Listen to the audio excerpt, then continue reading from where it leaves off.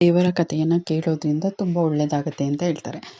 ಹಾಗೆ ಈ ಸೋಮವಾರದಂದು ಶಿವನ ಕಥೆಯನ್ನು ಕೇಳಿದ್ರೆ ತುಂಬ ಒಳ್ಳೆಯದು. ಅದರಲ್ಲೂ ಈ ಕಾರ್ತಿಕ ಮಾಸದಲ್ಲಿ ಕಾರ್ತಿಕ ಪುರಾಣವನ್ನು ಕೇಳಿದ್ರೆ ತುಂಬ ಶುಭವಾಗುತ್ತೆ. ನಾವು ಅಂದ್ಕೊಂಡಿದ್ದ ಕೆಲಸ ಎಲ್ಲ ಆಗುತ್ತೆ ಅಂತ ಹೇಳ್ತಾರೆ. ಹಾಗಾಗಿ ನಾನು ನನ್ನ ಚಾನಲಲ್ಲಿ ವಿಡಿಯೋಗಳನ್ನ ಹಾಕಿದ್ದೀನಿ. ಇದುವರೆಗೂ 13 ಅಧ್ಯಾಯಗಳನ್ನ ಹಾಕಿದ್ದೀನಿ. ಇದು 14 ಅಧ್ಯಾಯ. ಯಾರು ಇದುವರೆಗೂ 13 ಅಧ್ಯಾಯ ಕೇಳಿಲ್ವೋ ಅವ್ರು ನನ್ನ ಚಾನಲ್ಗೆ ಹೋಗಿ ನೋಡಿ, ಸಿಗುತ್ತೆ. ಇದನ್ನು ಕೊನೆಯಲ್ಲಿ ಡಿಸ್ಕ್ರಿಪ್ಷನ್ ಬಾಕ್ಸ್ ಕೊನೆಯಲ್ಲಿ ಲಿಂಕ್ ಹಾಕಿರ್ತೀನಿ, ಅಲ್ಲೂ ಕೂಡ ನೋಡಿ. ಮತ್ತು ಓಂ ನಮಃ ಶಿವಾಯ ಅಂತ ಕಮೆಂಟ್ ಮುಖಾಂತರ ತಿಳಿಸಿ. ಇದು 14ನೇ ಅಧ್ಯಾಯ. ಆಗ ನಂದಿಕೇಶ್ವರನು ಕಾಲನೇಮಿಯೊಡನೆಯೋ, ಗಣಪತಿಯು ಶುಂಭನೊಡನೆಯೋ, ಸುಬ್ರಹ್ಮಣ್ಯನು ನಿಶುಂಭಾಸುರನೊಡನೆಯೋ ಯುದ್ಧ ಮಾಡಿದರು. ಮೊದಲು ನಿಶುಂಭನ ಆಯುಧದಿಂದ ಕುಮಾರಸ್ವಾಮಿಯ ವಾಹನವಾದ ನವಿಲು ಮೂರ್ಛೆ ಹೋಯಿತು. ನಂದೀಶ್ವರನು ತನ್ನ ಬಾಣಗಳ ಸುರಿಮಳೆಯಿಂದ ಕಾಲನೇಮಿಯ ಕುದುರೆಯನ್ನು, ಧ್ವಜವನ್ನು, ಬಿಲ್ಲು, ಬಾಣ, ಸಾರಥಿಗಳನ್ನು ನಾಶಪಡಿಸಿದನು. ಕುಪಿತನಾದ ಕಾಲನೇಮಿಯು ನಂದಿಕೇಶ್ವರನ ಬಿಲ್ಲನ್ನು ತುಂಡರಿಸಿದನು.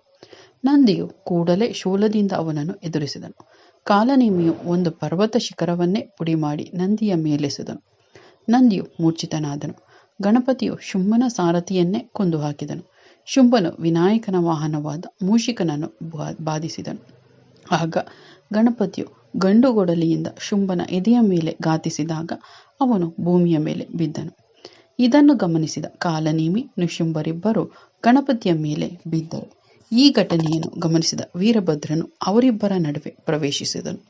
ವೀರಭದ್ರನೊಡನೆ ಕೂಷ್ಮಾಂಡ, ಭೈರವ, ಬೇತಾಳ, ಪಿಶಾಚಿ, ಯೋಗಿನಿ ಗಣಗಳು ಮೇಲೆರಗಿದವು. ಇದರಿಂದ ರಾಕ್ಷಸರು ಹತರಾದರು. ಆಗ ಮೂರ್ಛಿತರಾದ ನಂದಿ, ಕುಮಾರಸ್ವಾಮಿ ಎಚ್ಚೆತ್ತು ಮತ್ತೆ ಯುದ್ಧವನ್ನು ಮುಂದುವರಿಸಿದರು.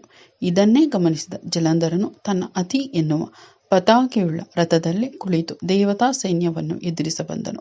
ಜಲಂಧರನ ಬಾಣಗಳ ಮಳೆಯಿಂದ ಭೂಮಿ ಆಕಾಶಗಳು ತುಂಬಿ ಹೋದವು. ಗಣಪತಿಯನ್ನು 5 ಬಾಣಗಳಿಂದಲೂ, ನಂದಿಕೇಶ್ವರನನ್ನು 9 ಬಾಣಗಳಿಂದಲೂ, ವೀರಭದ್ರನನ್ನು 20 ಬಾಣಗಳಿಂದಲೂ ಘಾಸಿಗೊಳಿಸಿ ಸಿಂಹಗರ್ಜನೆ ಮಾಡಿದನು. ವೀರಭದ್ರನು ಎಚ್ಚೆತ್ತವನಾಗಿ ಜಲಂಧರನ ಆನೆಯನ್ನು ಘಾಸಿಗೊಳಿಸಿದನು. ಅವನ ವಕ್ಷಸ್ಥಳವನ್ನು ಬಾಣಗಳಿಂದ ಘಾಸಿಗೊಳಿಸಿದನು.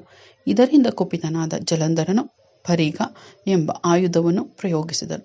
ಹೀಗೆ ದೇವಾಸುರ ಯುದ್ಧವು ಅದ್ಭುತವಾಗಿಯೂ ಘೋರವಾಗಿಯೂ ಸಾಗಿತು ಎಂಬಲ್ಲಿಗೆ ಕಾರ್ತಿಕ ಮಾಸ ಮಹಿಮೆ 14ನೇ ಅಧ್ಯಾಯವು ಮುಗಿಯಿತು. ಕೇಳಿದವರಿಗೆಲ್ಲ ಶಿವನ ಕೃಪೆ ಆಗಲಿ ಅಂತ ಕೇಳ್ತಾ, ಇನ್ನು ಯಾರು 13 ಅಧ್ಯಾಯಗಳು ಕೇಳಿಲ್ಲ ಅವರು ಹೋಗಿ ಪ್ಲೇಲಿಸ್ಟಲ್ಲಿ ಸಿಗುತ್ತೆ, ನೋಡಿ ಕೇಳಿ. ಮತ್ತು ಮುಂದಿನ ಅಧ್ಯಾಯಗಳಿಗೋಸ್ಕರ ನನ್ನ ಚಾನಲನ್ನು ಸಬ್ಸ್ಕ್ರೈಬ್ ಮಾಡಿ, ಪಕ್ಕದಲ್ಲಿ ಕಾಣೋ ಬೆಲ್ ಐಕನ್ ಮೇಲೆ ಕ್ಲಿಕ್ ಮಾಡಿ ಆಲ್ ನೋಟಿಫಿಕೇಷನ್ನ ಸೆಲೆಕ್ಟ್ ಮಾಡ್ಕೊಳ್ಳಿ. ಹಾಗೆ ನನ್ನ ಚಾನಲಲ್ಲಿ ಇನ್ನೂ ಹಲವು ವೀಡಿಯೋಗಳಿವೆ, ಅವುಗಳನ್ನು ಹೋಗಿ ನೋಡಿ ನಿಮ್ಮ ಅಭಿಪ್ರಾಯ ಅನಿಸಿಕೆಗಳನ್ನ ಕಮೆಂಟ್ ಮುಖಾಂತರ ತಿಳಿಸಿ.